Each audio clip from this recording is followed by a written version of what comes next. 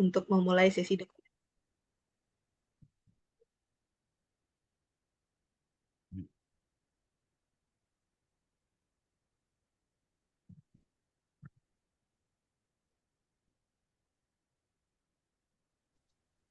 Baik, untuk sesi dokumentasi akan saya pandu.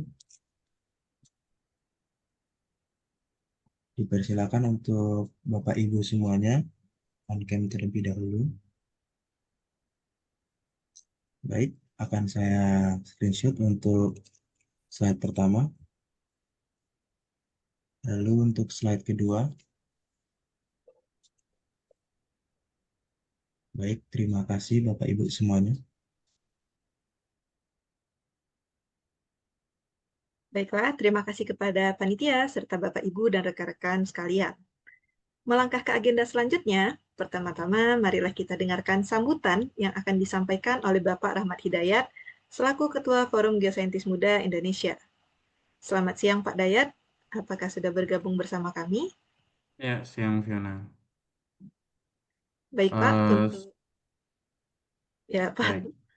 waktu dan Selamat layar siang Bapak silakan. dan Selamat siang Bapak dan Ibu sekalian. Assalamualaikum warahmatullahi wabarakatuh. Sebelumnya terima kasih kepada seluruh panitia VTS yang sudah menyiapkan sesi keempat ini. Juga Pak Budi, STJ Budi Santoso sebagai Ketua YAGI, Pak Ervin sebagai Ketua YAGI Pengda, dan seluruh Bapak Ibu yang hadir, termasuk Pak Supartoyo sebagai pembicara pada hari ini. Mungkin di VTS sesi keempat ini semoga bahasan atau tema yang dibawa adalah tentang kebencanaan atau mitigasi di bidang kegempaan itu dapat bermanfaat, dan kami juga berharap ini VTS dapat terus berlangsung hingga untuk menuju Road to Yagi, PIT Yagi 55 yang akan dilaksanakan di tahun depan 2026. Mungkin itu sedikit atau sekilas dari kami. Terima kasih. Selamat siang. Wassalamualaikum warahmatullahi wabarakatuh. Assalamualaikum warahmatullahi wabarakatuh. Assalamualaikum warahmatullahi wabarakatuh. Kepada Bapak Rahmat Hidayat, kami ucapkan banyak terima kasih atas kata sambutannya. Selanjutnya, marilah kita dengarkan pula sambutan yang akan disampaikan oleh Bapak STJ Budi Santoso selaku Ketua PPIAGI. Kepada Pak Budi, waktu dan layar disilakan. Baik, terima kasih.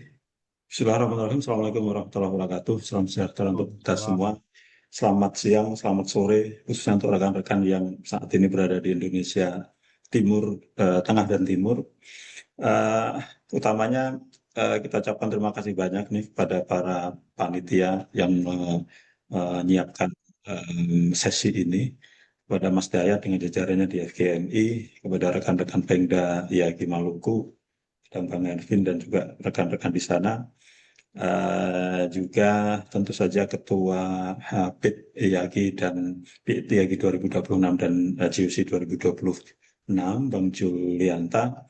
Kemudian tamu kita yang hari ini akan memberikan materi tentang gempa bumi dan usaha-usaha mitigasi ya, di bagian di Maluku. Tepatnya di Seram bagian barat. Kita akan dipandu nanti atau disampaikan materi tersebut oleh Dr. Supartoyo. Terima kasih banyak Pak Supartoyo telah meluangkan waktu di masa atau waktu-waktu kritis di siang hari ini. Harapannya kita bisa banyak selalu belajar ya berkaitan dengan gempa bumi, sesuatu yang kita tidak pernah inginkan, tetapi karena posisi geologis kita di Indonesia, dimanapun bisa jadi tidak akan pernah terlepas dari kemungkinan-kemungkinan akan adanya impact dari bencana geologi yang satu ini. Oleh karena itu, kegiatan-kegiatan yang sifatnya mitigatif menjadi bagian penting yang seharusnya sudah melekat kepada kita semua.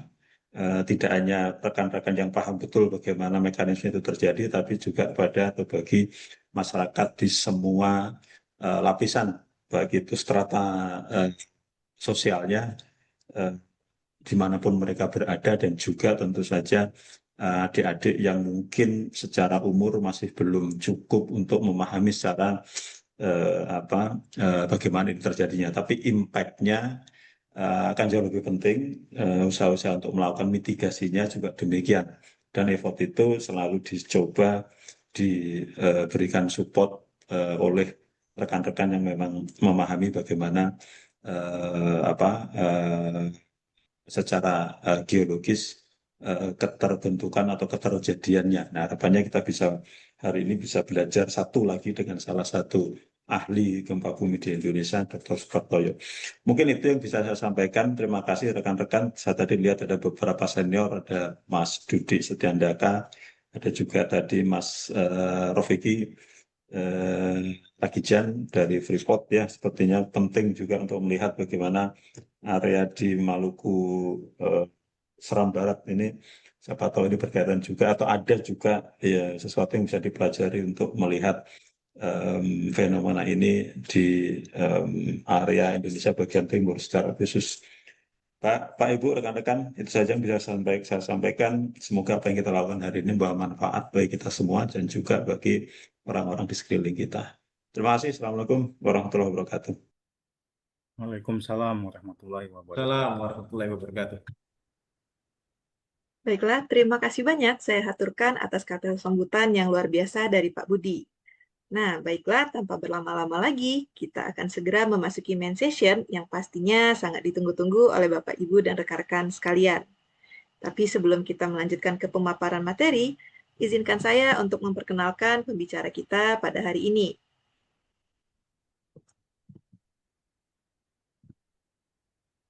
Bapak Dr. Supartoyo merupakan Principal Researcher di Pusat Vulkanologi dan Mitigasi Bencana Geologi PVMBG Badan Geologi.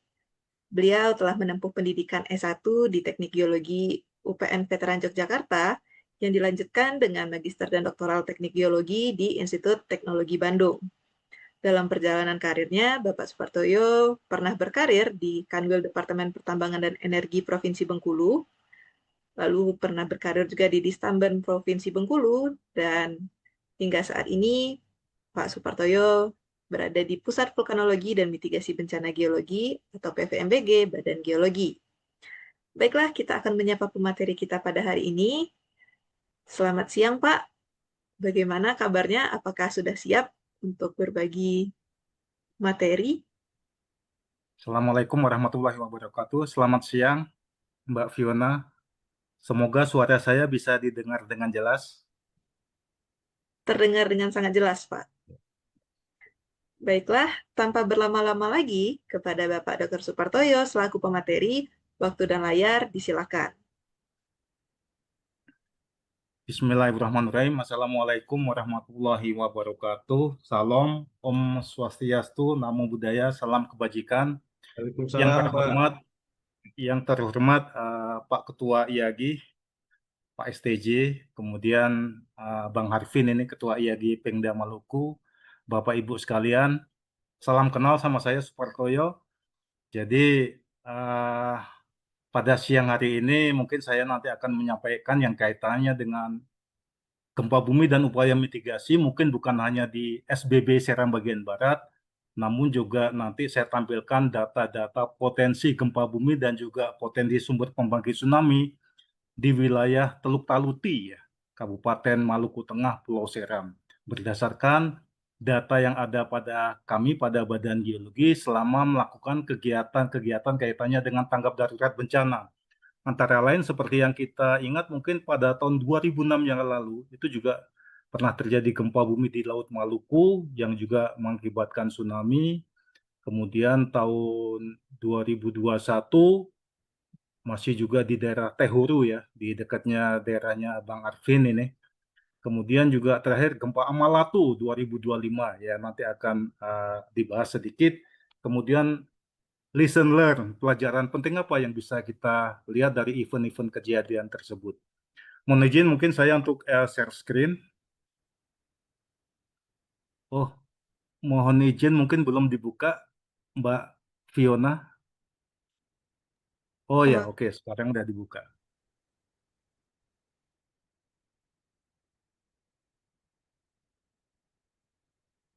Apakah sudah terlihat? Sudah terlihat, Pak. Sudah terlihat, ya. Oke. Sebentar. Ini tampilannya kok beda ini.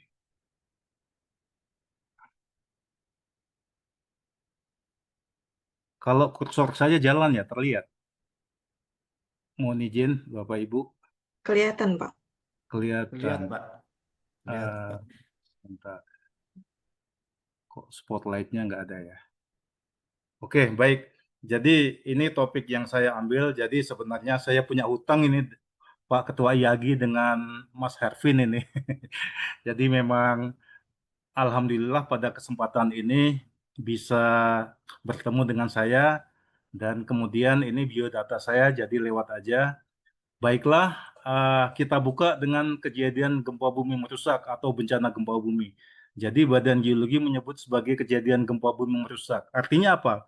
Artinya kejadian gempa bumi tersebut mengakibatkan adanya korban jiwa, kemudian kerusakan bangunan meskipun hanya satu rumah yang rusak, maupun kerusakan-kerusakan geologi permukaan, seperti adanya retakan tanah, penurunan tanah, tanah bergelombang atau ground oscillation, kemudian adanya gerakan tanah maupun likuifaksi. Nah, kalau salah satu fenomena tersebut terjadi, Badan Geologi menggolongkan sebagai kejadian gempa bumi merusak. Dan pada tahun 2025 ini, kami telah mencatat adanya 35 kejadian gempa bumi merusak. Mungkin ini sebagai yang tertinggi selama 20 tahun terakhir ya. Karena yang terakhir itu tahun 2024 itu 31. Jadi ini pasti dia akan terlewati. Di antara 35 kejadian gempa bumi merusak ini, 2 di antaranya terjadi di wilayah Pulau Seram, yaitu Seram bagian barat, yang terjadi mulai dari awal Juni hingga sampai Juli. Jadi kejadian gempa bumi ini memang kekuatannya tidak besar ya di bawah 5, namun merupakan suatu gempa bumi yang terjadi secara series atau beberapa ahli menyebut sebagai gempa bumi SWAM. Ya, atau juga disebut gempa bumi multi earthquake atau multi plate earthquake. Nanti mungkin akan kita jelaskan definisi tentang gempa bumi tersebut. Kemudian Bapak dan Ibu sekalian, seperti yang kita ketahui, mengapa wilayah Indonesia ini rawan gempa bumi, termasuk wilayah Kepulauan Maluku? Pertama adalah karena kondisi geodinamik atau kondisi tektonik. Sebagaimana yang kita ketahui bahwa Indonesia ini tersusun oleh 4 lempeng tektonik besar ya. Di bagian Indonesia Barat ada lempeng Eurasia, kemudian di bagian barat daya Sumatera, selatan Jawa, Bali, Nusa Tenggara, itu ada lempeng Indo-Australia, kemudian di timur, di utara Papua ada lempeng Pasifik, kemudian di timur laut, Morotai ada lempeng laut Filipina. Jadi pertemuan lempeng ini mengakibatkan beberapa fenomena geologi, antara lain adalah terbentuknya jalur magmatik yang membentuk gunung api ya. Kita punya 127 gunung api dan ini juaranya kita. Kemudian kita juga mempunyai zona penunjaman ya, di mana zona penunjaman ini dibagi menjadi 2, subduksi dan kolisi. Kalau subduksi itu ciri khasnya dia terjadinya melting dan menghasilkan magma sehingga menghasilkan jalur gunung api. Adapun yang kolisi ini dia tidak menghasilkan jalur magmatik dan semuanya ini ada di Indonesia. Kemudian juga sebaran kegempaan.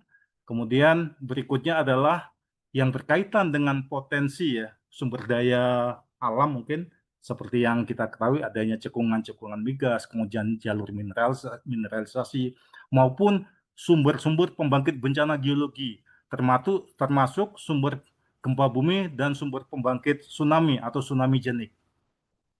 Jadi Bapak dan Ibu sekalian, berkaitan dengan potensi gempa bumi dan tsunami, ini terbentuk sumber gempa bumi yang ada di wilayah Indonesia, di mana sumber gempa bumi ini secara umum dibagi menjadi 4. Ini jarang semua negara ada.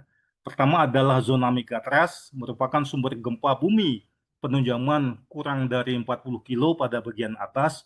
Kenapa disebut megatrust? Karena megatrust ini mengandung makna adalah suatu kejadian gempa bumi yang mampu memicu kekuatannya di atas 8. Kemudian zona penunjaman lagi masih dengan kedalaman lebih dari 40 kilo, hingga kalau di Jawa mungkin mencapai 250 kilo, itu merupakan benioff atau zona intraslab ya, atau intraplate. Kemudian kita punya juga sumber gempa bumi yang berasosiasi dengan kerak-kerak dangkal ya, ini berkaitan dengan sesar aktif. Jadi kalau ketebalan kerak di Indonesia itu umumnya maksimal 30 kilo, sehingga kalau kedalaman kejadian gempa bumi di daratan, di mana kedalamannya kurang dari 30 kilo ini berasosiasi dengan sesar aktif. Lalu kita punya satu sumber gempa bumi lagi, yaitu outer ice. Outer ice ini suatu zona di depan zona megatrust, dia adanya tarikan sehingga terbentuk sesar normal. Ini tersebar mulai di barat Sumatera, kemudian selatan Jawa, selatan Bali Nusa Tenggara, kemudian di timur laut Halmahera dari penunjaman lempeng Filipina. Nah, sebagai catatan bahwa zona outer ice ini di selatan Sumba dan selatan Sumbawa, selatan Bali ya, itu pernah menghasilkan gempa tahun 1977 dengan kekuatannya 8,3 dan ini memicu terjadinya tsunami. Jadi untuk wilayah-wilayah Sumba, kemudian Bali, Lombok, ini justru dari megatrustnya yang diduga mungkin belum muncul, justru munculnya dalam abad ini adalah tsunami dari zona outer ice. Jadi ini dia sumber gempa bumi di Indonesia, cukup lengkap ini. Berikutnya adalah untuk sesar aktif, ini cukup banyaknya, lebih dari 280 sesar aktif yang ada di Indonesia. Lalu, Bapak dan Ibu sekalian, ini adalah kondisi tektonik untuk wilayah Kepulauan Maluku ya, memang cukup rumit ya di sini, di mana benturannya bukan hanya melibatkan lempeng besar, namun juga beberapa lempeng-lempeng dalam dimensi yang lebih kecil ya, sehingga terbentuk cukup banyak sumber gempa bumi selain dari zona penunjaman, juga adanya beberapa sesar aktif. Khususnya yang berada di barat Halmahera maupun di timur Sulawesi Utara, itu dikenal sebagai double subduction atau subduksi ganda, di mana ini sebenarnya merupakan secara teorikal ya untuk menjelaskan fenomena adanya kejadian gempa bumi di sekitar di sebelah timur Sulawesi Utara dan sebelah barat Halmahera yang diidentifikasikan sebagai sumber gempa bumi penunjaman ganda atau double subduction. Kemudian ini adalah sumber-sumber gempa bumi besar di wilayah Maluku. Pertama adalah penunjaman ganda ya. Kemudian ada penunjaman Filipina. Lalu ada penunjaman yang sifatnya mungkin ini bisa saya sebut sebagai kolisi atau collision ya. Karena tidak adanya kemunculan jalur magmatik di sekitar Pulau Buru, Pulau Seram maupun di Laut Banda. Kemudian adanya sesar aktif yang cukup panjang ini yang dikenal sebagai sesar Sorong yang tersebar mulai dari utara Papua, kemudian sebelah barat Kepala Burung, kemudian hingga ke timur Sulawesi. Inilah sumber-sumber gempa bumi utama yang ada di wilayah Kepulauan Maluku. Lalu Bapak dan Ibu sekalian, mungkin sebelum kita sampai ke topik kaitannya dengan potensi gempa di Teluk Taluti dan Seram bagian barat, ini sedikit definisi ya untuk menyampaikan persepsi yang berkaitan dengan gempa bumi, kemudian apa itu sumber gempa bumi dan mengapa terjadi gempa bumi. Jadi gempa bumi didefinisikan sebagai pelepasan energi secara tiba-tiba dari sumber gempa bumi ya. Sumber gempa bumi bisa dari zona penunjaman, kemudian dari shallow crustal earthquake maupun dari outer ice ya. Kemudian mengapa terjadi gempa bumi? Ya karena adanya pelepasan energi secara tiba-tiba. Kemudian apa yang dimaksud dengan gempa bumi multiplate droplet? Ini suatu kejadian gempa bumi di mana kekuatannya atau gempa bumi utamanya itu lebih dari sekali. Dan ini juga ada yang menyatakan sebagai gempa bumi SWAM atau gempa bumi series.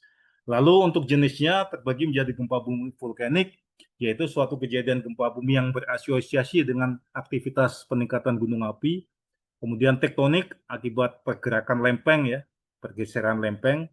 Lalu proses lain dalam hal ini adalah akibat adanya landslide mungkin atau gerakan tanah dalam dimensi besar, percobaan nuklir juga bisa mengakibatkan gempa bumi dan gempa bumi SWAM. Jadi gempa bumi SWAM itu suatu kejadian gempa bumi yang berlangsung ya lebih dari sekali. Dia bisa sampai seminggu ya, series ya, beberapa kejadian gempa bumi dan tidak diakhiri dengan main shock atau gempa bumi utama. Namun karena dia berlangsungnya cukup lama ya, seperti yang terjadi di Amalatu ini berlangsung hampir 2 bulan, lama-lama bangunan juga akan mengalami kerusakan. Lalu berdasarkan kedalaman, ada gempa bumi dangkal apabila kedalaman kurang dari 40 kilo, lalu yang menengah 40 sampai katakanlah 150, yang dalam lebih dari 150. Lalu untuk sekuennya, ini sekuen yang paling bagus ya. Jadi suatu kejadian gempa bumi akan diawali oleh gempa bumi awal ya, kemudian gempa bumi utama atau main shock, dan gempa bumi susulan. Kadang-kadang kejadian gempa bumi ini unik, tanpa diawali dengan gempa awal, lalu langsung terjadi gempa bumi utama. Lalu ini parameter yang umum, waktu kejadian, epicenter itu merupakan proyeksi pusat gempa bumi di permukaan, dinyatakan dalam koordinat. Kemudian hipocenter ini merupakan kedalaman gempa bumi, lalu magnitudo yang menggambarkan besarnya energi yang dilepaskan, dan skala intensitas. Jadi skala intensitas ini menggambarkan respon suatu objek akibat guncangan suatu kejadian gempa bumi. Sebagai contoh, ini ada 12 tingkatan skala intensitas dan masih digunakan di Indonesia. Kalau di negara Jepang ada sampai 6 ya. Meskipun BMKG waktu itu sempat mengeluarkan adanya 6 skala intensitas, namun yang masih berlaku adalah yang skala intensitas berdasarkan MMI atau Modified Mercalli Intensity. Dan biasanya untuk Badan Geologi apabila dia melakukan kegiatan pemeriksaan bencana gempa bumi akan menyusun peta ini. Dan peta ini bisa dilihat sebagai peta untuk menggambarkan tingkatan kerusakan suatu daerah. Jadi ini dia ada 12 tingkatan. Yang paling bawah ini kejadian gempa bumi di Cianjur 2022, meskipun kekuatannya hanya 5,8, namun skala intensitasnya mencapai skala 8 MMI. Kemudian ini yang di Moko-Moko di Bengkulu tahun 2007 kekuatannya 8,4, kemudian 6 jam kemudian di utaranya di Painan kekuatannya 7,9. Ini merupakan gempa bumi kembar atau bisa juga disebut gempa bumi multiplet earthquake. Biasanya menurut pengalaman dari kami, apabila suatu kejadian gempa bumi ya intensitasnya 4 skala MMI, dalam artian orang di dalam rumah bisa merasakan, kemudian benda-benda di dinding itu bergoyang, bahkan mungkin yang di atas meja ada jatuh, itu biasanya berpotensi mengakibatkan terjadinya kerusakan. Sebentar, mohon izin.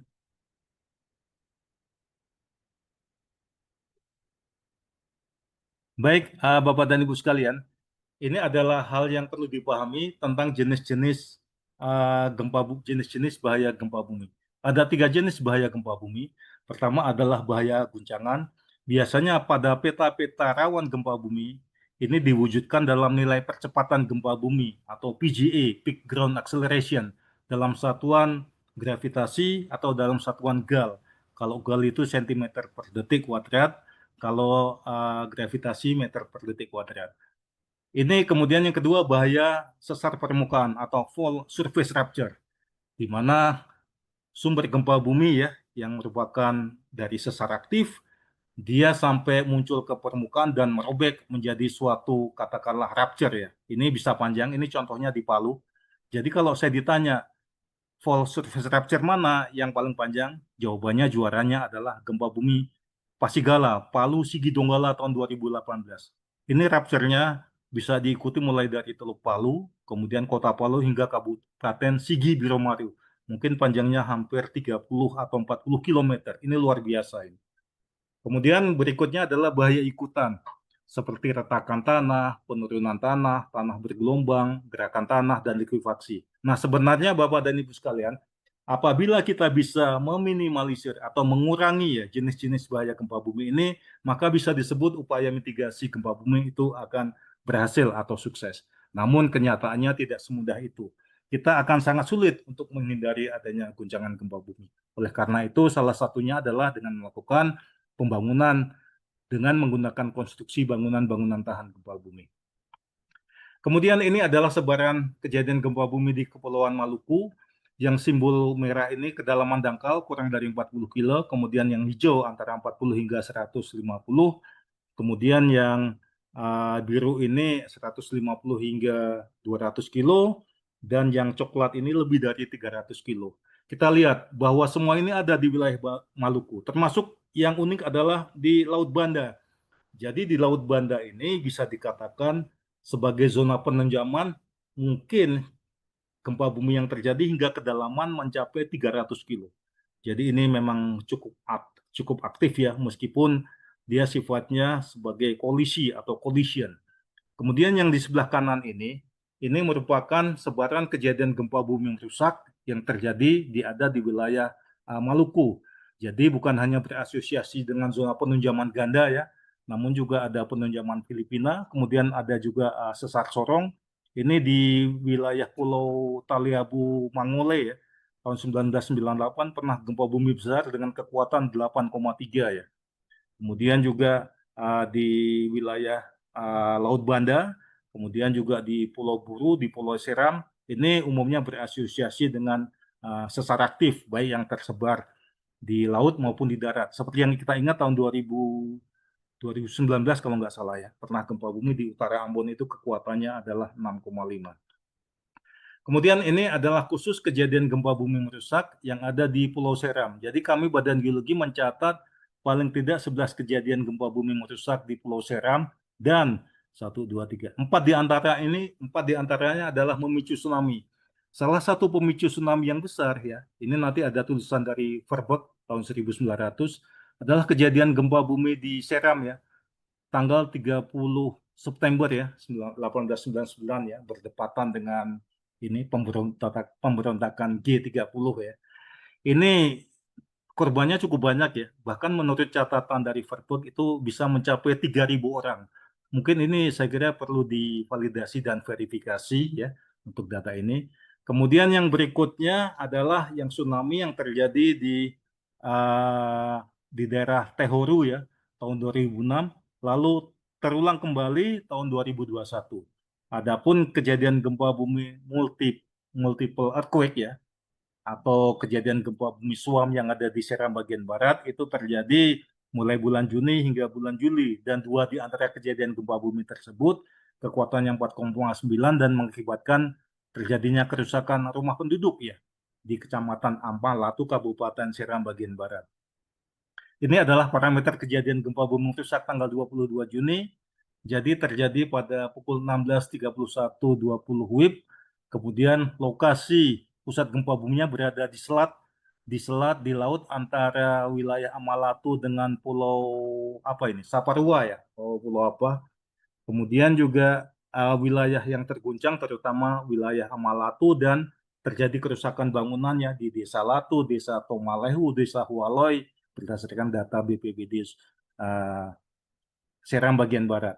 Kemudian terulang kembali pada tanggal 4 Juli 2025 dengan kekuatan sama ya, 4,9, hanya mekanismenya mungkin sedikit berubah. Kalau yang tanggal 22 Juni ini merupakan strike slip ya, sesar mendatar. Adapun yang tanggal 4 Juli ini merupakan sesar normal ya, dari vokal mekanisme dengan komponen juga mendatar. Kemudian Bapak dan Ibu sekalian, ini adalah serangkaian peta ya, di mana ini ada di web VSISDM Go ID. Lalu yang bagian kiri ini adalah yang merah ini epicenter kejadian gempa bumi tahun 2019. Kemudian yang tanda bintang ini yang kejadian gempa bumi tanggal 4 Juni. Kemudian yang ini yang putih itu epicenter kejadian gempa bumi 2021. Kemudian yang kuning bulat ini 2006. Yang bagian kiri ini merupakan peta kawasan rawan bencana gempa bumi, di mana untuk wilayah Pulau Seram terbagi menjadi kawasan rawan gempa bumi tinggi, kemudian dan menengah. Lalu untuk yang sebelah kanan ini merupakan sebaran peta geologi di overlay dengan beberapa epicenter kejadian gempa bumi merusak yang ada di wilayah Pulau Seram. Lalu yang bagian kiri bawah ini merupakan peta morfologi ya. Jadi kita kalau melakukan analisis geologi paling nggak 4 data ini kita pakai yang merupakan data sekunder sebagai analisis awal kejadian gempa bumi tersebut, apakah berpotensi mengakibatkan kerusakan atau tidak. Lalu yang kanan bawah itu merupakan peta kelas tanah atau site class, di mana peta ini dihasilkan bisa berdasarkan pengukuran mikrotremor maupun analisis geomorfologi dan dibagi menjadi katakanlah kelas A, yaitu merupakan batuan keras, kelas B itu batuan, itu berdasarkan nilai VS30 atau nilai kecepatan gelombang geser ya, hingga kedalaman 30 meter. Kemudian yang kelas C itu merupakan tanah keras, yang kelas D tanah sedang, yang kelas E itu tanah lunak. Jadi kelas E ini pada gambar ini dia biasanya wilayah-wilayah dataran pantai seperti halnya yang ada di Kota Piru, kemudian sebagian Amalatu. itu digolongkan kelas tanah paling lunak dengan nilai VS30 atau kecepatan gelombang sir hingga ketebalan 30 meter itu kurang dari 180. Biasanya pada kelas D dan E ini yang berpotensi mengalami kerusakan bangunan. Kemudian Bapak dan Ibu sekalian, Badan Geologi telah menyusun peta kawasan rawan bencana gempa bumi yang disusun melalui metode Probabilistic Seismic Hazard Analysis atau PSHA. Jadi dengan mempertimbangkan pertama karakteristik sumber gempa bumi, kemudian katalog kejadian gempa bumi, lalu pemilihan fungsi atenuasi. Fungsi atenuasi itu suatu fungsi ya untuk menghitung penjalaran percepatan gempa bumi dari wilayah terdekat dengan sumber hingga terjauh. Jadi semakin dia jauh, otomatis dia nilai percepatannya akan semakin kecil dibanding wilayah yang terletak dekat dengan sumber gempa bumi. Kemudian input lainnya adalah side class tadi yang dijelaskan pada peta sebelumnya. Dan berdasarkan dari keputusan Menteri SDM nomor 15 tahun 2011 ya, tingkatan kawasan rawan bencana gempa bumi dibagi menjadi 4, yaitu tinggi, warna merah, menengah, kuning, rendah, hijau, dan sangat rendah atau biru. Untuk wilayah Pulau Seram dan Pulau Buru, itu hanya ada 2 tingkatan, yaitu kawasan rawan bencana gempa bumi tinggi. Artinya apa? Artinya wilayah ini berpotensi mengalami guncangan gempa bumi dengan percepatan lebih dari 0,4 G atau setara dengan intensitas lebih dari 8 MMI. Adapun yang kuning, itu nilai percepatannya antara 0,12 atau 1,3 hingga 0,4 dan skala intensitasnya antara 6 hingga 7 MMI. Lalu Bapak dan Ibu sekalian, ini data dari BMKG yang memperlihatkan sebaran kegempaan di wilayah Pulau Seram maupun di Amalatu pada tanggal 1 hingga 21 Juni 2025. Terlihat pada bagian kanan ini di wilayah Pulau Seram ya, dia bergerombol di sekitar Amalatu, di mana kejadian gempa bumi ini berlangsung hampir 2 bulan secara ini. Dan kita tahu bahwa di antara selat ini nampaknya pasti ada sesar ya, sebagai penyebab kejadian gempa bumi, dan mungkin aja beberapa sesar itu dia muncul di wilayah daratan sekitar daerah Amalatu. Sekarang kita lihat berdasarkan data sekunder yang saya kumpulkan. Ini adalah beberapa data sekunder. Ini dari Hamilton 1979, terlihat adanya kelurusan ya yang relatif berarah barat timur pada selat yang membatasi Amalatu dan Pulau Saparua dan Pulau Ambon. Demikian juga data peta seismotektonik dari Kertapati 1998, kemudian juga dari peta kawasan rawan bencana tsunami dari Budiono, dulu dari BBSPGL 2003. Dan salah satu paper yang saya temukan dari Si Zugang ya dan kawan-kawan 2016, ini berdasarkan interpretasi dari data seismik itu. Beliau menarik adanya sesar mendatar yang cukup panjang ya, yang melalui selat di antara wilayah Amalatu maupun Pulau Ambon dan Pulau Saparua. Adapun yang di daratnya ya, itu yang dikenal sebagai sesar kawah ya, dan ini bersesuaian dengan peneliti sebelumnya seperti dari Putra dan kawan-kawan, itu juga menyebut sebagai sesar aktif. Jadi kalau berdasarkan dari data Si Zugang ini, kemungkinan ada sesar mendatar yang berada di selat antara Amalatu dan Pulau Maluku Saparua. Kemudian ini hasil dari kegiatan tim tanggap darurat Badan Geologi ya. Dan warna-warna ini memperlihatkan skala intensitas. Jadi skala intensitasnya di wilayah Amalatu gempa kemarin adalah 4, kemudian di daerah Waiminal, di daerah Kairatu itu skalanya 3, dan untuk di Kota Piru yang merupakan ibu kota Kabupaten SBB itu skala 2. Jadi memang intensitas terbesar adalah di Amalatu ini, sehingga di sini memang kemungkinan besar adalah struktur sesar mendatar tadi yang memang dia sebarannya di selat yang memisahkan antara Pulau Seram dan Pulau Ambon maupun Saparua. Lalu ini data dari BPBD Kabupaten SBB. Ini ada 7 desa yang mengalami kerusakan di Kecamatan Amalatu, yaitu Desa Latu, Desa Hualoy, Tomalehu, Tihulale, Desa Tala, Desa Rumaikan, dan Desa Seriholo. Kemudian skala intensitasnya itu 4 MMI, ini cirinya dia terasa di dalam rumah.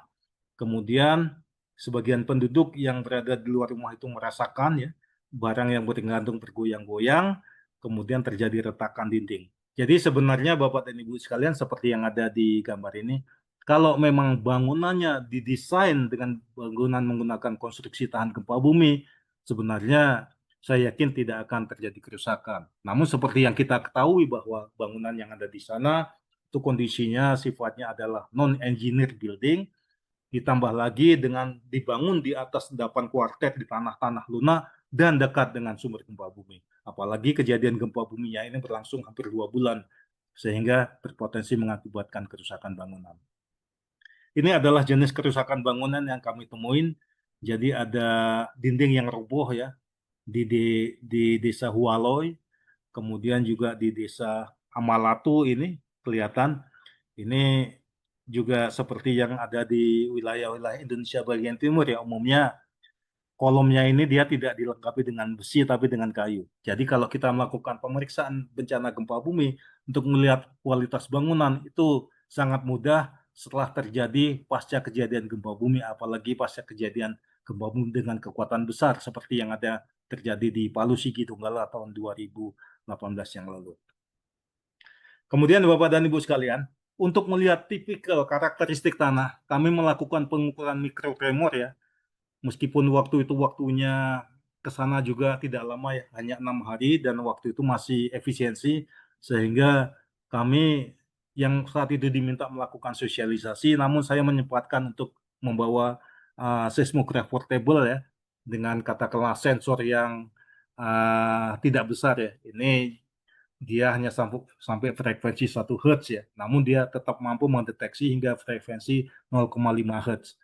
Jadi kami melakukan pengukuran pada beberapa wilayah dan secara umum ya, untuk wilayah-wilayah di sekitar mulai dari Amalatu, kemudian Waimena, Kairatu, kemudian Piru, itu nilai frekuensinya dia bisa dikatakan low frekuensi. Artinya apa? Artinya tanah ini cukup tebal ya, kecuali yang ada di Bukit Eti.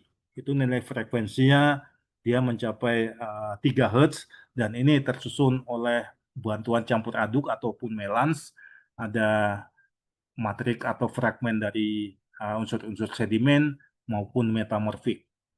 Tapi secara umum bisa dilihat bahwa ketebalan sedimen lunak yang ada di wilayah Amalatu, kemudian wilayah termasuk di Kota Piru itu ini cukup tebal ya.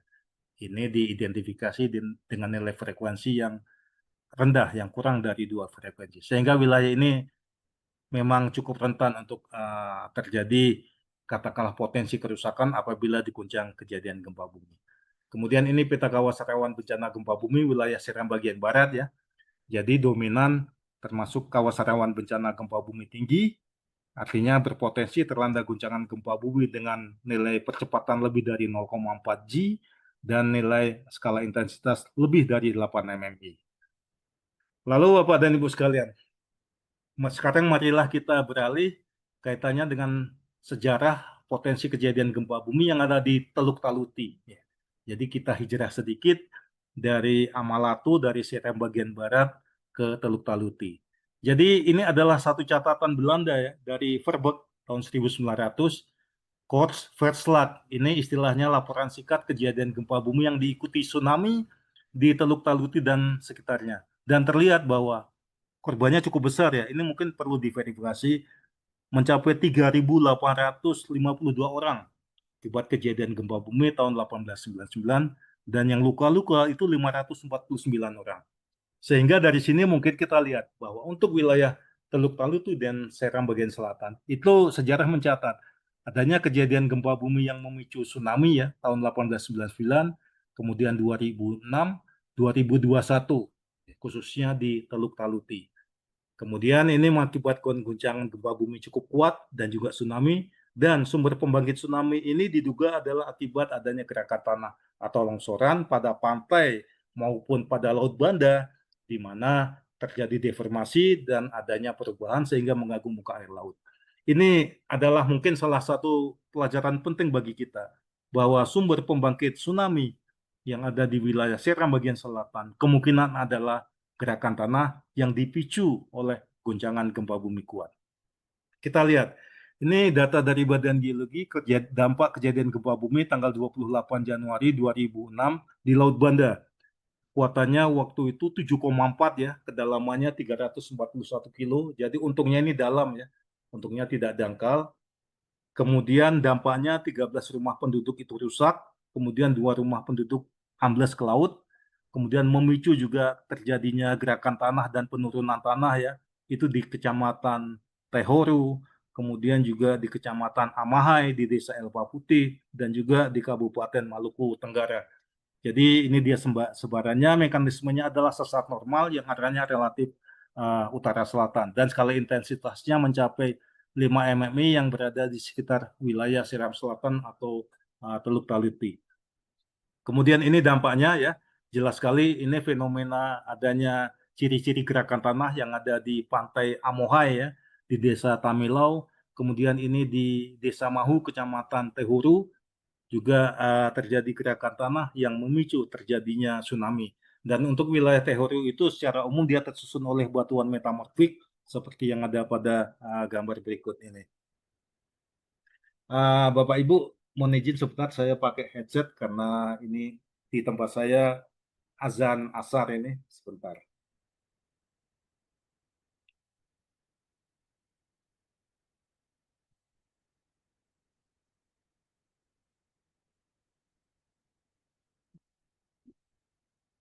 Kalau di Ambon sudah jam berapa ini?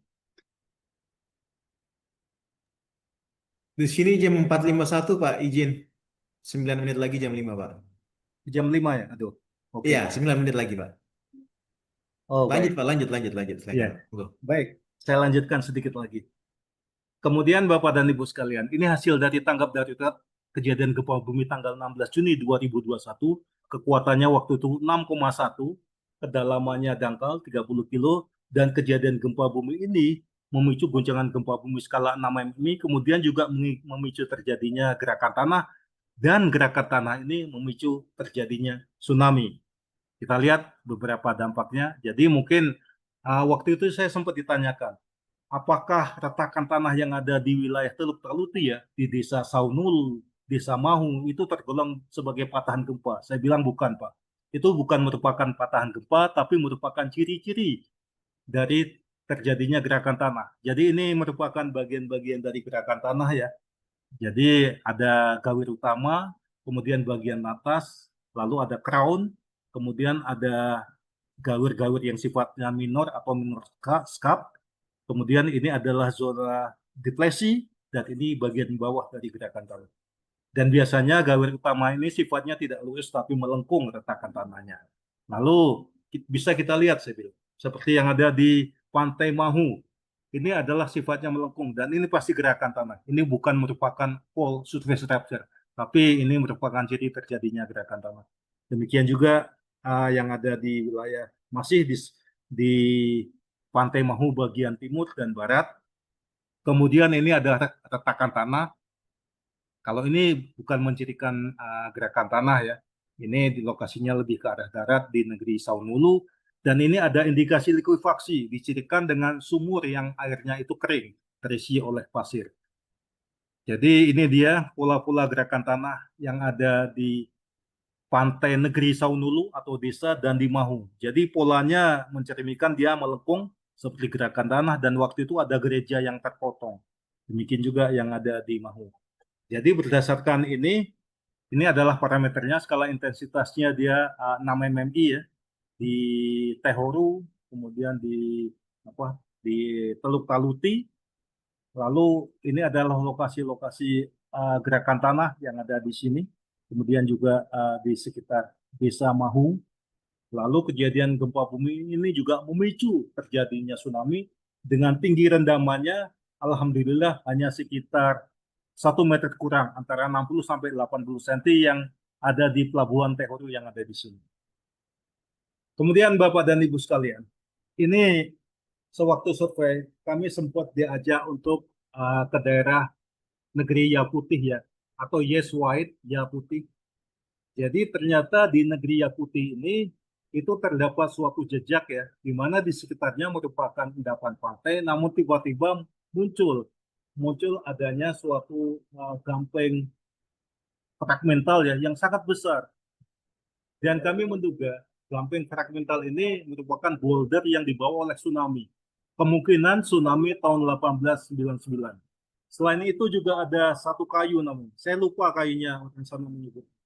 Tapi pohon ini, ya kayu yang ada di sini, itu dia tidak pernah hidup di daratan. Dia hidupnya di pantai. Dan ini terlempar sekitar 300 meter dari garis pantai. Adapun untuk bongkahan batu gamping fragmental ini, itu sekitar 500 hingga 600 meter dari garis pantai. Ini sebenarnya situs-situs ini sayang sekali ya. Ini kalau nggak dipelihara mungkin suatu ketika akan musnah. Sehingga kita kehilangan evidence terjadinya tsunami dahsyat masa lalu di negeri Yes White atau Yaputi. Seperti yang ada di sebelah kiri ini. Ini bongkahan batu gamping fragmental ini dibuat sebagai pondasi ya. Pondasi dari papan nama suatu sekolah. Ini sayang sekali ini saya. Mungkin nanti ke depannya saya kira IAGI ya bersama dengan pemerintah provinsi, kabupaten ataupun kota bisa mengusulkan bukti-bukti evidence tsunami ini suatu siklus geologi nantinya. Di mana ini mungkin nanti setelah diusulkan oleh Provinsi Maluku, kemudian nanti Badan Geologi akan melakukan verifikasi dan validasi untuk kelayakan ini dinyatakan sebagai katakanlah cagar geologi dan lain sebagainya. Tapi menurut saya ini cukup layak di daerah Yaputi ini. Mungkin Mas Harvin dan tim IAGI perlu ke sini ini nampaknya. Kemudian Bapak dan Ibu sekalian, sewaktu kami melakukan sosialisasi di Kecamatan Amalatu, khususnya di Pantai Tomalehu, itu Pak Raja, jadi kepala desa di sana disebut Raja, sehingga bagi Bapak Ibu yang ingin jadi Raja, jadilah kepala desa di Amalatu ataupun di Kabupaten Maluku Tengah. Jadi mereka menunjuk kepada saya bahwa di sini ya itu menurut cerita turun-temurun pernah terjadi retakan tanah. Dan saya menduganya merupakan bagian dari gerakan tanah, bukan merupakan patahan gempa. Kemudian juga hal ini bersesuaian dengan kondisi morfologi untuk pantai Tomalehu, di mana dia sebagian pantainya dia terjal, sebagian menengah, dan ini nampaknya berkorelasi dengan adanya gerakan tanah yang mungkin diakibatkan oleh dipicu oleh kejadian gempa bumi dahsyat tahun 1899. Lalu Bapak dan Ibu sekalian, Badan Geologi telah membuat suatu peta potensi tinggi tsunami. Jadi peta ini menggambarkan potensi tinggi tsunami untuk seluruh wilayah Indonesia dengan sumber pembangkit tsunami terutama dari gempa bumi. Terlihat bahwa untuk wilayah Seram bagian selatan ya dan juga Pulau Buru itu warnanya merah. Artinya apa? Potensi tinggi tsunami di pantai itu lebih dari 3 meter. Kemudian apabila dia warnanya kuning ya, itu potensi tinggi tsunami di pantai itu antara 1 sampai 3 meter. Kemudian apabila hijau dan biru itu kurang dari 1 meter. Jadi kalau di tsunami ada beberapa istilah. Pertama adalah tinggi tsunami atau tsunami height. Kemudian ada tinggi rendaman tsunami atau flow depth. Ini tinggi rendaman tsunami yang ada di wilayah darat. Kemudian ada istilah inundation distance. Itu jarak landaan tsunami dari darat ke arah dari garis pantai ke arah darat.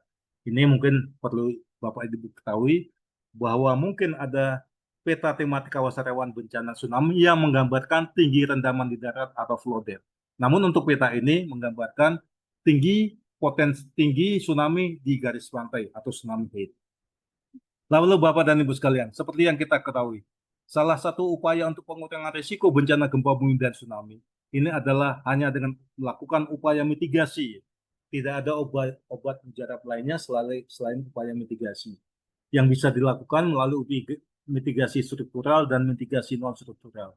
Jadi mitigasi struktural misalnya dengan membangun bangunan fisik, misalnya membangun rumah tahanan gempa bumi. Kemudian mitigasi non struktural dengan meningkatkan kapasitas bagi masyarakat maupun pemerintah setempat, seperti sosialisasi, kemudian pelatihan, drill, wajib latih dan sebagainya. Hanya ini upaya untuk mengurangi potensi bencana gempa bumi dan tsunami maupun potensi bencana geologi lainnya. Bapak dan Ibu sekalian, slide ini menekankan, ini saya ambil dari Rajib Shaw ya 2012 yang melakukan penelitian di mana terjadi gempa bumi di Kobe tahun 1995. Waktu itu gempa buminya 7,4 ya. dan epicenternya di darat dengan mekanisme sesar naik, itu banyak jalan layang, jembatan layang, jalan tol yang ambruk. Jadi ternyata kesimpulannya adalah bahwa yang bisa selamat dengan cara menyelamatkan diri itu persentasenya paling besar, 30, hampir 35%. Kemudian yang diselamatkan oleh keluarga itu sekitar 31% dan diselamatkan oleh tetangga 28%. Apa maknanya di sini? Maknanya adalah bahwa evakuasi mandiri itu harus ditekankan untuk mengurangi resiko dari suatu bencana geologi, khususnya bencana gempa bumi dan tsunami, dibandingkan kita selamat namun diselamatkan oleh orang lain seperti pejalan kaki, tim penyelamat, dan sebagainya. Baik Bapak dan Ibu sekalian, sampailah kita pada kesimpulan bahwa serangkaian kejadian gempa bumi yang terjadi di Amalatu Seram bagian barat mulai akhir Juni hingga Juli merupakan gempa bumi multiplet atau gempa bumi suam dan telah berhenti karena energi sesar aktif telah mencapai keseimbangan. Oleh karena itu masyarakat tidak perlu khawatir. Masyarakat tidak perlu khawatir karena kejadian gempa bumi di Amalatu bulan Juni dan Juli tersebut tidak diikuti oleh adanya sesar permukaan atau full surface rupture dan bahaya ikutan berupa retakan tanah, penurunan tanah, gerakan tanah, dan dikulasi. Wilayah Teluk Taluti tergolong rawan gempa bumi dan tsunami. Sumber pembangkit tsunami wilayah Teluk Taluti adalah dari gerakan tanah yang dipicu oleh goncangan gempa bumi kuat. Oleh karena itu diperlukan peningkatan upaya mitigasi melalui mitigasi struktural dan non-struktural. IAGI Maluku harus berkontribusi pada upaya peningkatan mitigasi dan pengurangan resiko untuk bencana geologi khususnya di wilayah Teluk Taluti dan Pulau Seram. Kemudian IAGI Maluku bisa bersama-sama dengan pemerintah provinsi, kabupaten, itu harus menyelamatkan jejak tsunami masa lampau yang ada di desa Yeswait atau Yakuti, Kabupaten Maluku Tengah agar tidak punah. Dan mungkin nanti bisa diusulkan sebagai salah satu situs, ya, situs geologi ya, yang mana bisa sebagai pembelajaran yang penting sebagai resiko dari upaya pengurangan resiko bencana gempa bumi dan tsunami. Dan dalam hal ini Badan Geologi itu siap akan membantu baik pemerintah provinsi, kabupaten, kota di Maluku dan IAGI dalam meningkatkan upaya mitigasi gempa bumi dan tsunami melalui penyediaan data, asistensi, dan narasumber. Baik, Bapak Ibu, ini sebelum saya akhiri, ada pesan penutup bagi masyarakat di daerah Teluk Amalatu dan Teluk Taluti agar kenali lingkungan, kenali sumber gempa bumi dan sumber pembangkit tsunami, yaitu sumber pembangkit tsunami-nya adalah gerakan tanah yang dipicu guncangan gempa bumi kuat, kenali bahaya gempa bumi dan tsunami, kemudian buat bangunan tahan gempa bumi, lakukan penguatan bangunan tahan gempa bumi, siapkan tempat dan jalur evakuasi, kemudian ikuti kegiatan sosialisasi dan pelatihan, dan perkuat upaya evakuasi mandiri. Demikian Bapak Ibu yang bisa saya sampaikan, semoga bermanfaat. Waktu dikembalikan ke Mbak Moderator. Terima kasih. Wassalamualaikum warahmatullahi wabarakatuh. Baik, terima kasih Pak Supartoyo atas materinya yang sangat bermanfaat dan luar biasa. Jadi kita sudah kupas tuntas nih terkait gempa bumi dan bencana ikutan serta kerusakan yang disebabkan oleh gempa di Kabupaten Seram bagian barat. Lalu juga di materi tadi sempat diluruskan bahwa Indonesia itu ternyata berada di pertemuan 4 lempeng. Padahal dalam banyak literatur, banyak yang mengatakan kalau Indonesia itu cuma terletak di 3 lempeng, di wilayah Three Junction gitu. Jadi ini memberikan informasi dan pengetahuan yang sangat baik ini Pak. Baik, sepertinya para hadirin, Bapak, Ibu, dan rekan-rekan sekalian sudah tidak sabar nih untuk berdiskusi. Bagi para hadirin yang ingin bertanya secara langsung dapat menggunakan fitur raise hand. Selain itu, para hadirin juga dapat mengajukan pertanyaan melalui kolom chat Zoom dengan format nama _ pertanyaan.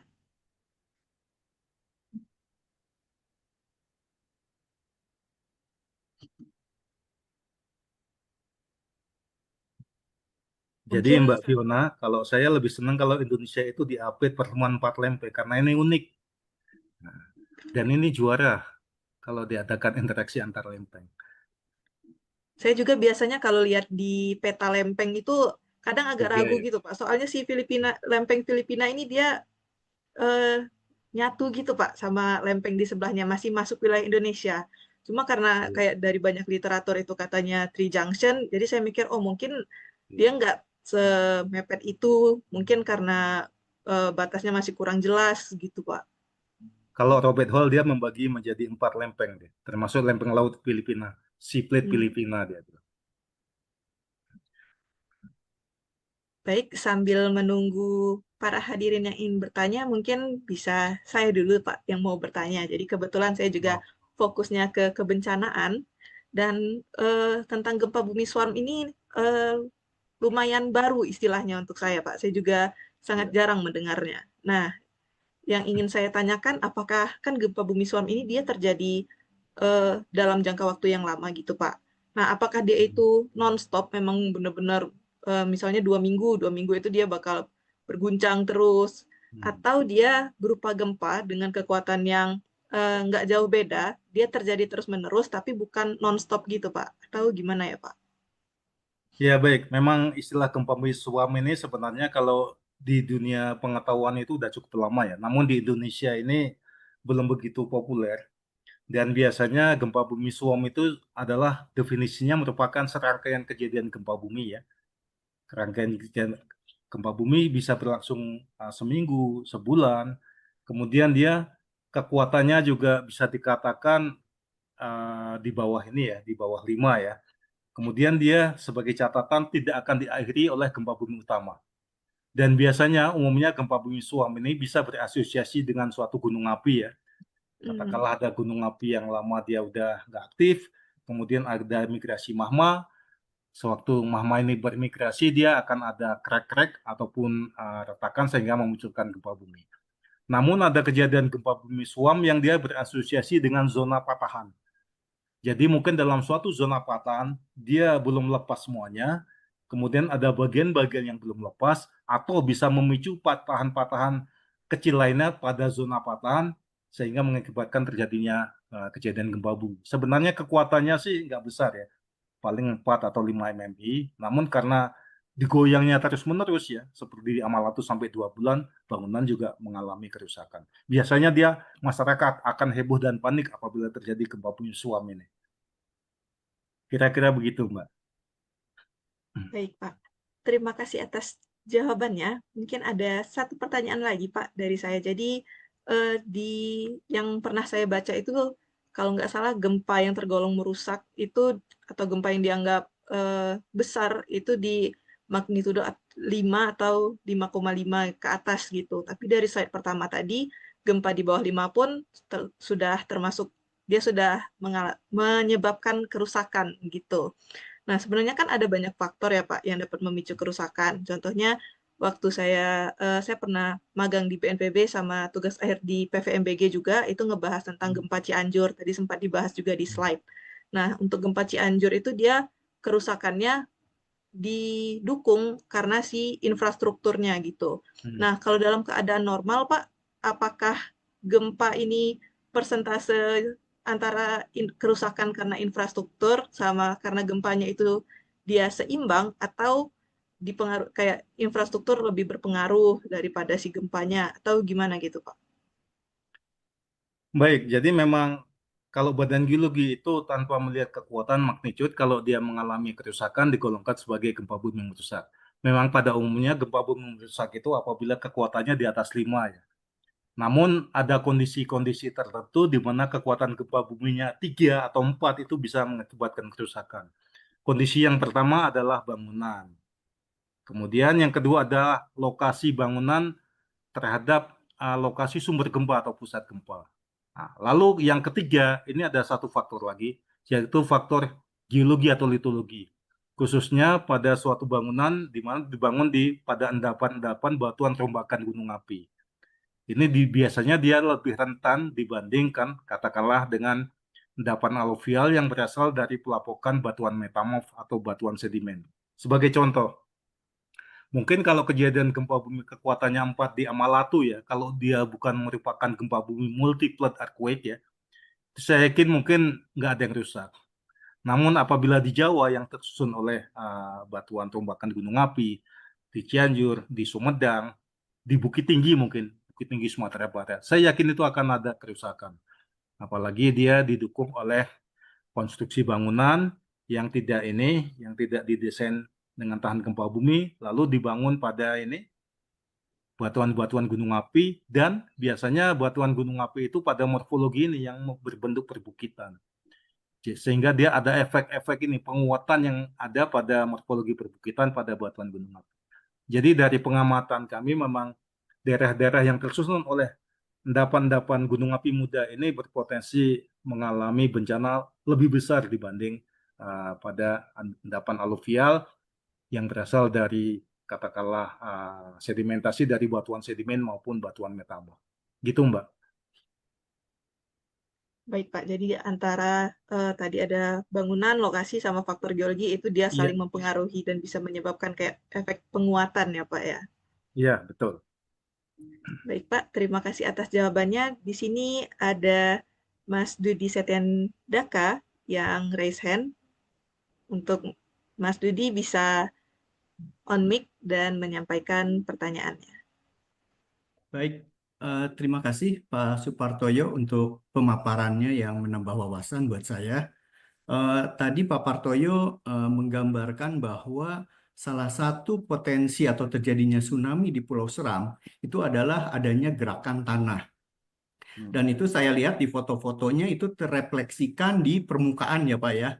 Tadi gerakan tanah itu. Nah, kemudian saya lihat dari beberapa slide yang ditampilkan oleh Pak Partoyo, itu terlihat dari kelas tanah itu memang di bagian selatan itu didominasi oleh kelas tanah yang sedang.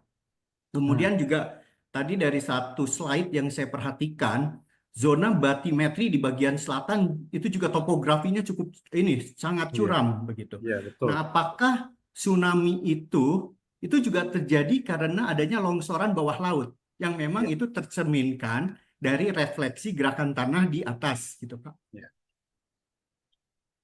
Ya, betul Pak Dudi. Jadi bahwa melihat dari batimetrinya memang curam ya di Teluk Taluti, kemudian juga di sekitar selatan Pulau Seram.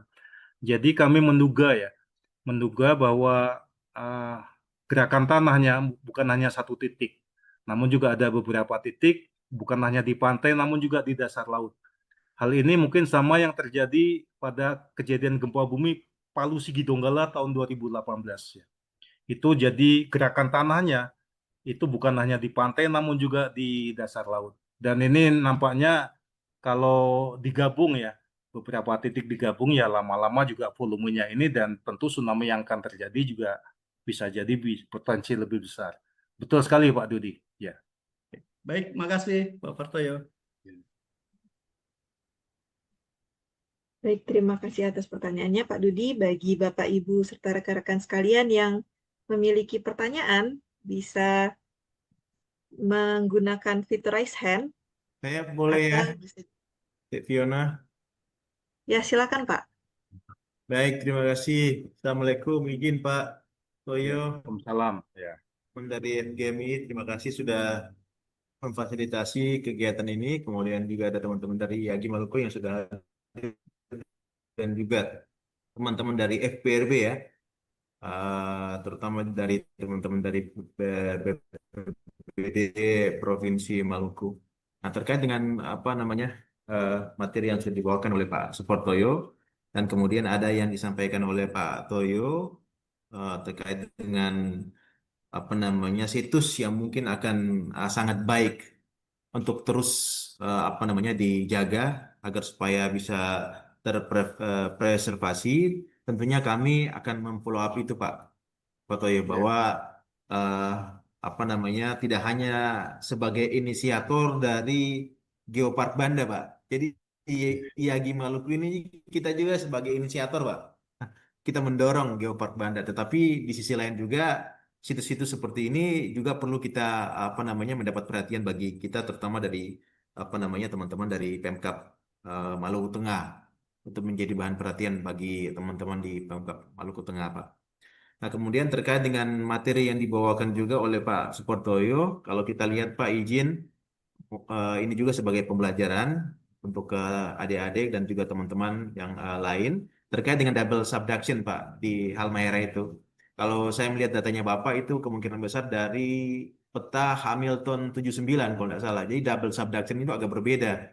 Justru harusnya di bagian tengah naik, dan juga justru magmatik di bagian samping kiri kanan Pak. Tapi arahnya itu Pak, arah subduksinya itu. Iya, ya. Ah, jadi kalau saya lihat sepertinya kan akan berbeda antara Pak Katili kalau nggak salah ya. Pak Katili dengan Hamilton 1979. Nah, gimana bisa menyikapi ini Pak Supartoyo terkait dengan Iya. double subduction-nya? Itu yang pertama Pak. Pertanyaan saya yang kedua terkait dengan data Pak. Terkait dengan data memang ada yang menyatakan seperti yang Bapak bilang tadi bahwa kita punya sebuah dari 2016 data ya, ya bahwa ada sebuah apa strike slip left sinistral Hmm. Pak ya, mengiri Pak, izin Pak, yang di bagian Iya. bawah, iya selatan Pak ya, selatan daripada Amalatu itu memanjang Mm-mm. terus.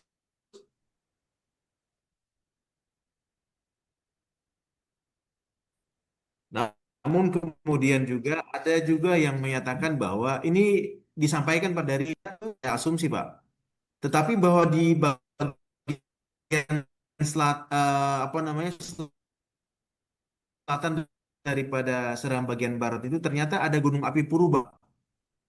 Nah, Hmm. masalah aktif sekarang itu saya masih belum tahu, Pak. Di bawah laut, Pak.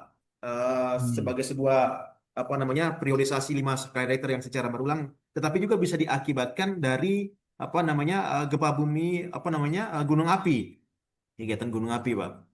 Nah, bagi saya ini sangat menarik. Mungkin bisa di apa namanya jelaskan lagi, Pak, ke Pak Supartoyo terkait dengan data tersebut, Pak. Hmm. Kemudian yang ketiga, Pak, izin terkait dengan data Pak Engkon Kertapati. Mohon izin, Pak. Halo? Izin, Pak. Ya, halo. Ya, Ini ya. signal saya mungkin ada. Ya, Agak baik, Pak. putus-putus Izin ini. Ya. terkait dengan data. Iya, Pak. Mohon izin. Terkait dengan data Pak Engkon Kertapati, Pak, terutama di daerah Elpa Putih. Dari di daerah Elpa Putih ini pernah kejadian, Pak. Jadi eh, longsoran itu apa namanya menenggelamkan apa namanya Teluk di Elpa Putih, Pak. Kalau data Pak Engkon Hmm. itu masih menyisakan beberapa slope-slope yang kemudian masih begitu terjal, yang kemungkinan besar masih berpotensi terjadinya peristiwa serupa ketika terjadinya gempa bumi dengan skala relatif besar, Pak. Itu Hmm. data Pak Engkon Kertapati masih ada di saya, Pak. Nah, Pak Hmm. Supartoyo sudah ke sana dan bagaimana pendapat Bapak terkait dengan hal tersebut, Pak? Peluang terjadinya hal serupa di Desa Elpa Putih, Pak. Terima Ya. kasih, Pak. Izin, Pak. Ya, baik, Mas Hervin. Mungkin langsung aja ya, Mbak Fiona. Kita diskusi, saya jawab. Jadi, pertama yang kaitannya dengan data Pangkon itu. Itu juga saya pernah melihat, namun setelah saya lacak kembali di perpustakaan, waktu itu nggak ada ya. Ya, nanti kalau siapa Mas Hervin masih menyimpan, ya itu baik sekali. Jadi sebenarnya saya waktu tahun 2006 ya, itu pernah melakukan mapping di daerah Elpa Putih, kemudian di Teluk Taluti ya, sampai Tehoru. Itu terlihat dari efek kejadian gempa yang 7,6, itu banyak sekali gejala-gejala retakan tanah yang menjadikan tipe-tipe gerakan tanah. Itu cukup banyak sekali ya dari sana, termasuk juga di Elpa Putih. Sehingga waktu itu saya diskusi dengan tim, terutama dengan Bu Yudikara ya, ya memang ini retakan tanah yang merupakan penciri gerakan tanah ini merupakan salah satu ini tadi, salah satu yang bisa memicu terjadinya tsunami. Dan ini juga terbukti waktu kejadian gempa bumi 2021 ya. Waktu itu di negeri Mahu dan Saunulu ya. Itu saya dilihatkan video, itu ternyata ada lokasi gerakan tanah yang bukan di pantai tapi di tengah laut. Jadi seperti apa ya? Seperti adanya letupan gitu. Ada 2 titik.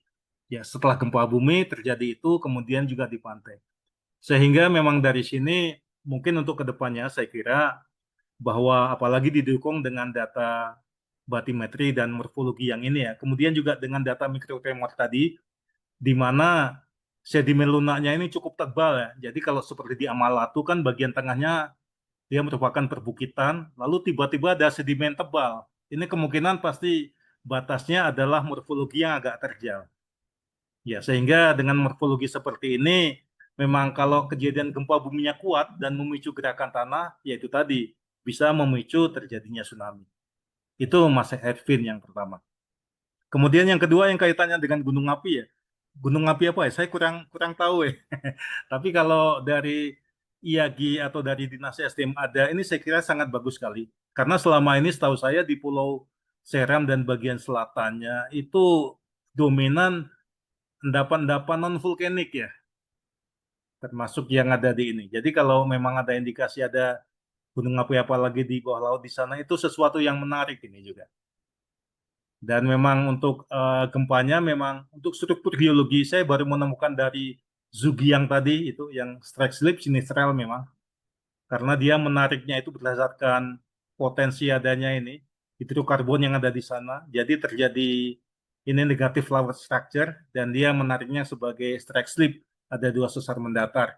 Karena adanya beberapa rembesan minyak, terutama yang ada di daratan Pulau Seram, dalamnya di Bula.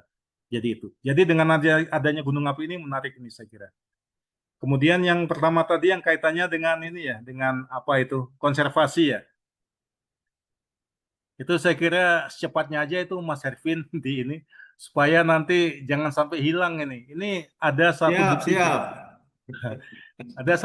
ada beberapa ini, ada yang ukurannya sampai 2,5 meter itu bongkah ininya, dan udah tertutup vegetasi.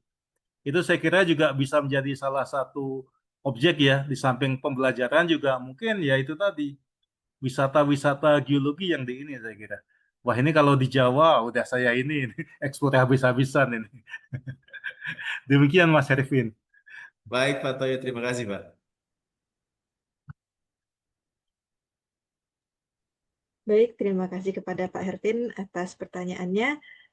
Baiklah, karena keterbatasan waktu, bagi para hadirin yang masih memiliki pertanyaan, bisa langsung menghubungi Pak Supartoyo jika berkenan ya Pak. Terima kasih Oh, atas berkenan. Baik Pak. Terima kasih atas antusiasme Bapak Ibu dan rekan-rekan sekalian sehingga menghidupkan suasana diskusi pada siang hari ini. Saya haturkan pula terima kasih yang banyak kepada Bapak Supartoyo atas ilmu yang sangat berharga yang telah dibagikan pada main session tadi. Materi yang disampaikan benar-benar memberikan wawasan baru dan inspirasi bagi kita semua. Semoga apa yang kita pelajari hari ini dapat bermanfaat dan dapat diterapkan dalam pekerjaan maupun pengembangan diri kita ke depannya. Hadirin yang saya hormati, acara demi acara pada virtual technical session siang hari ini telah terlampaui. Terima kasih kepada speaker, serta para hadirin yang telah mengikuti acara dari awal hingga akhir, sehingga virtual technical session berjalan dengan hikmat dan atraktif. Dan sebagai informasi, acara virtual session pada hari ini merupakan rangkaian acara menuju GeoSi ke-19 dan PIT IAGI ke-55 yang akan diadakan pada 2026 mendatang. Acara ini akan dilaksanakan pada setiap bulannya dengan tema dan topik yang tentunya menarik dan menambah pengetahuan. Oleh karena itu, Bapak, Ibu, dan rekan-rekan sekalian dapat menantikan dan jangan sampai ketinggalan virtual technical session lainnya. Terima kasih banyak kepada Bapak, Ibu, serta rekan-rekan sekalian atas partisipasinya untuk acara hari ini. Saya ucapkan banyak terima kasih atas kepercayaannya. Dari saya, Viana Damayanti, selaku Master of Ceremony sekaligus moderator pada hari ini, pamit undur diri. Sebelum Bapak, Ibu, serta rekan-rekan sekalian meninggalkan ruangan Zoom, bisa mengisi feedback form yang telah tercantum pada slide berikut. Baiklah, dari saya pamit undur diri. Mohon maaf jika ada kata atau perbuatan yang kurang berkenan. Saya mewakili seluruh panitia mengucapkan banyak terima kasih atas partisipasi dari Bapak, Ibu, dan rekan-rekan sekalian. Sampai bertemu lagi di virtual technical session selanjutnya. Saya tutup. Selamat siang. Assalamualaikum warahmatullahi wabarakatuh. Waalaikumsalam warahmatullahi wabarakatuh. Waalaikumsalam warahmatullahi wabarakatuh. Terima kasih, Pak Toyo, terima kasih, Pak. Ya, Teman FGMI, terima kasih. ya. Mas Bang Hervin Ijul. itu materinya udah saya share, saya kirim Baik, via Pak, WA. siap, Pak. Akan saya sampaikan ke teman-teman yang lain. Pak Ervin, segera saya share Pak Ervin. Baik, Ini baik. dari tadi Pak Ervin minta Pak materinya Pak Toyo. Oh, Saya siap, bilang siap. nanti saya Terima kasih Pak sampaikan ke beliau Toyo. untuk minta bahan presentasinya. Kalau itu Ketua IAGI Maluku Utara, siapa? Bang Dedi ada? Mas Bang Hervin? Dedi, Pak, Bang Dedi. Ah, Iya. Jadi tidak hadir ya? Ada ya? kayaknya Nanti tidak kayaknya ada hadir, mungkin Pak. tadi. Oke. Pak Dian juga ada nih Pak dari Sumatera Barat nih. Pak Dian, halo. Oh, Pak Dian. Assalamualaikum Pak Dian. Halo, Bang Dian. Oh, udah ya. Ini kayaknya. Oh, Waalaikumsalam. ada nih beliau nih. Gimana Saya, kabar Pak? iya, Pak Ervin, sehat Pak Ervin. Wah, siap. Kayaknya Ih. harus aktif lagi nih Pak. Ayo Pak, Iya telepon. itu kita pantau dari jauh dulu.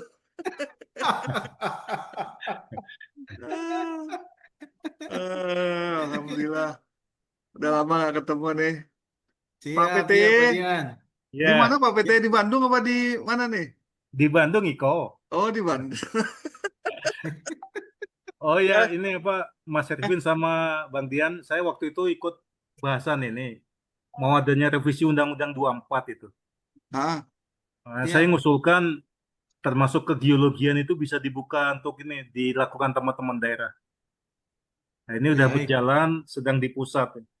Sehingga nanti ada kegiatan kegeologian lagi yang ada di daerah. Ada sharing lah. betul Pak. Baik. Alhamdulillah. Contohnya gini, contohnya penyusunan peta kawasan rawan bencana gempa bumi. Itu daerah bisa menyiapkan, pusat nanti badan geologi hanya memverifikasi, validasi, dan mengesahkan peta tersebut. Itu sebagai Oh, contoh. betul. Oke. Sebetulnya di ini udah ada Pak PTE di apa namanya menu Mendagri ya SIPD. Iya, Cuma permasalahannya dasar hukum kita nggak ada gitu. nah itu. Itu yang jadi kendala. Jadi menunya di SIPD itu nggak salah kebencanaan geologi ada muncul itu. Di Oke. menu SIPD kan kita kan kalau untuk menganggarkan kegiatan kan di SIPD online. Iya, iya, iya. Cuma apa dasar hukumnya itu yang susah gitu. Oh ya, satu lagi. Kami juga Nah, sedang ini menyusun rancangan permen dan rancangan presiden tentang ini. Nanti ada terminologi bencana geologi. wes Nah, mantap jadi nih. bencana akibatkan oleh proses geologi. Oke. Baik, Pak. Itu kita usulkan untuk dimunculkan terminologi tersebut. Khusus deh Pak PT ya. Berarti geologi yang menimbulkan bencana ya. Prosesnya, Bang.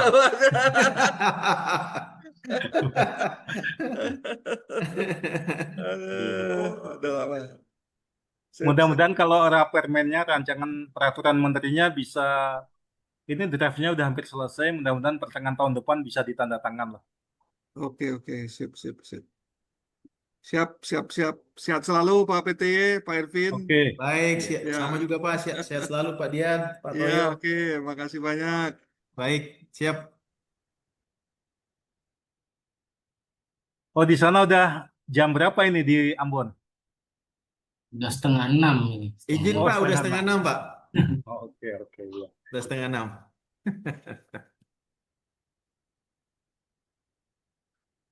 Mungkin teman-teman dari FGMI, mungkin Pak Mas Rahmat.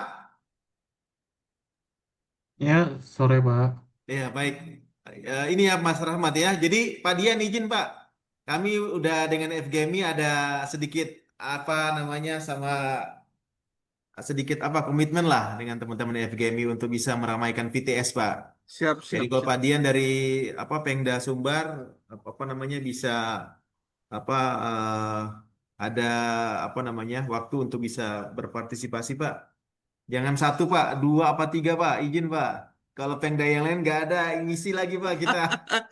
Ini kebetulan ini Pak PTY ini guru saya nih. Insya Allah Pak Ervin. Siap. Siap.